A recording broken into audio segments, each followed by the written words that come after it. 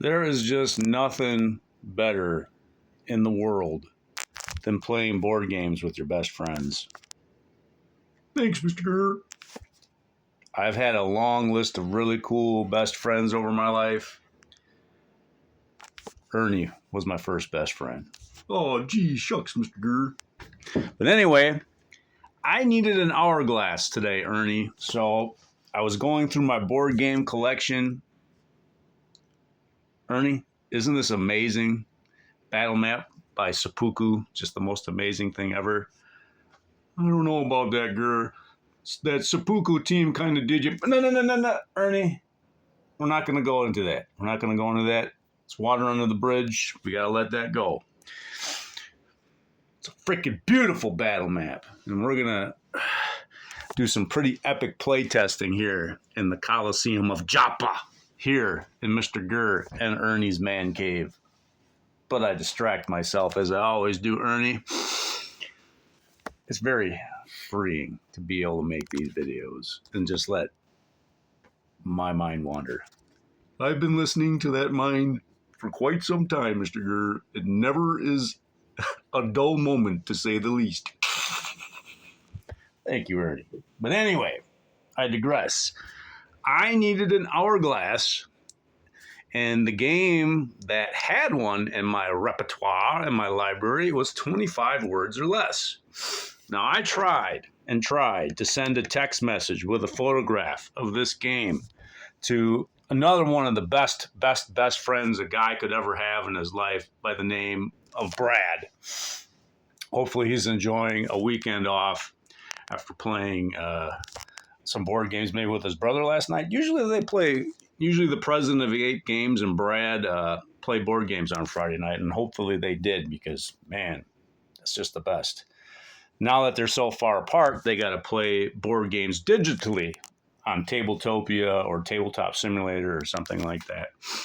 But I've played this game with Brad. I've never played this game with you, Ernie. A lot of Candyland with Ernie and a lot of chess. Oh, yeah. I remember those days, Mr. Grrr. A lot of chess, a lot of Candyland. But anyway, this game is kind of like Name That Tune, where people bid and try to get their teammates to guess their clues with as little words as possible. There are 5 clues that you give each time. And Brad, my best friend, is the only person I've known in history that I've seen so far that has done the perfect 25 words or less. He did 5 clues with just 5 words. That's as good as it gets. Unless you're like Professor X and a telepath or something and you can like talk to people with your brain, you're never going to get people to guess a clue without a word. Unless maybe it's silence, and that would be like a very random guess. Yeah, but I'll never forget that. I think one of the clues on the card was either fudge or brownies, because he used, I think, one of those words to get the other. And, I wish I could say I have a perfect recollection of that moment, but it was just so awesome. What was remembered is that he did it. Like, he got 5 words with 5 clues, and it was such an exciting and emotional. I don't think we ever played the game after that, because it's kind of like, what are you going to do that's better than that? So, yeah, I really wish I could send a text here. I'll show my heroic effort here to the world. We'll go to text messages. Brad. Okay, here's the picture. You see that? I need an hourglass today for play testing for Godmaker, and the one game in my library that has one is 25 words or less. I remember specifically one time playing that game with you when you had the perfect score of 5 clues with only 5 words given.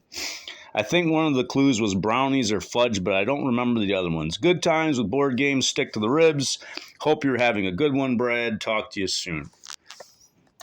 I tried, but yeah, my cell phone sucks.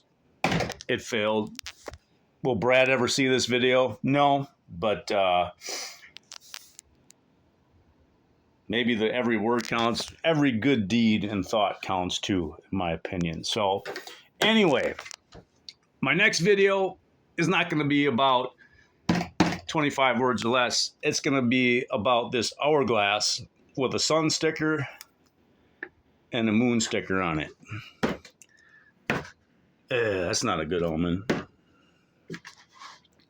This is the one mechanic that's kind of hanging up my thought process. This card, I need to get this card right.